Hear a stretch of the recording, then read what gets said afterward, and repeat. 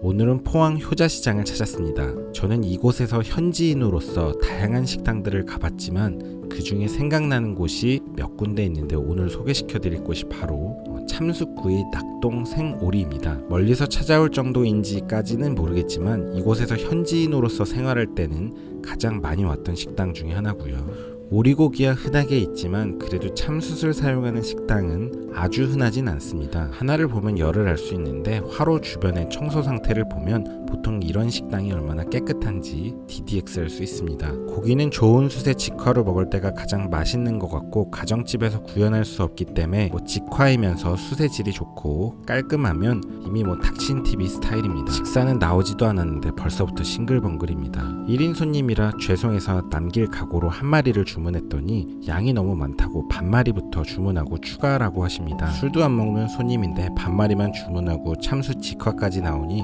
죄송한 마음으로 식사를 시작합니다. 마감시간 근처라 찌개와 밥도 미리 주문을 해버렸습니다. 이 오리고기집의 시그니처는 뭐니뭐니 해도 저 부추인데요. 10년 전이나 지금이나 변함이 없습니다. 맛도 좋고 양도 많고 원 없이 먹을 수 있습니다. 꼭지가 손질되진 않았지만 맛있게 생긴 마늘이 있고 깔끔한 배추김치와 오이 반찬, 예나 지금이나 변한 게 아무것도 없습니다.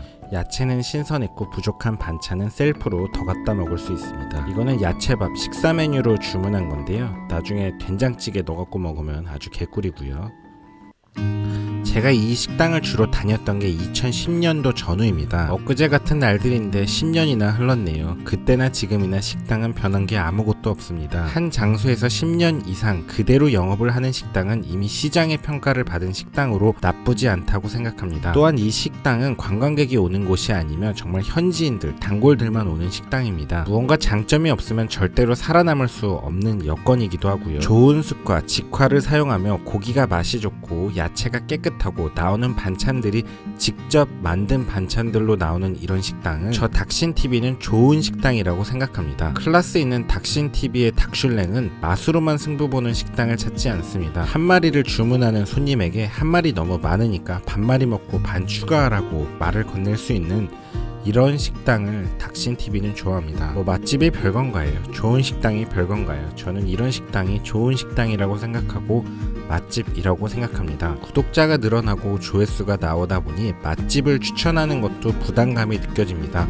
제가 영상을 찍고 나니 정말 그곳에 가는 분들이 생각보다 많다는 걸 저도 요즘 느끼고 있고요. 댓글로 막상 가보니 별로였다는 피드를 받기도 하는데요. 이런 식당은 단편적으로 볼 때는 되게 평범하게 느껴질 수 있고 굳이 멀리서 찾아오시면 이게 왜 추천을 했지라고 생각하실 수 있지만 SNS에서 유명해서 사람들이 몰려갖고 줄을 서서 먹고 사람들이 몰리다 보니 맛집이 된 식당도 있다고 생각하는데 이런 식당은 SNS에서 전혀 유명한 식당은 아니고요. 동네 사람들이 와서 먹는 지킬 걸 지키는 오래된 식당인데 이런 식당이야말로 정말 닥친TV 닥슐랭에 어울리는 식당이라고 생각합니다. 이해를 하신 분은 충분히 만족하실 거고요. 저는 혼자 가서 28,000원 내고 먹었습니다.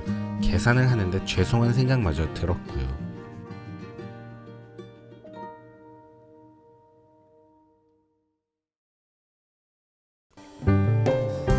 고속도로 내 추월차로 계속 주행은 단속 대상입니다. 주행차로로 내려와 주세요.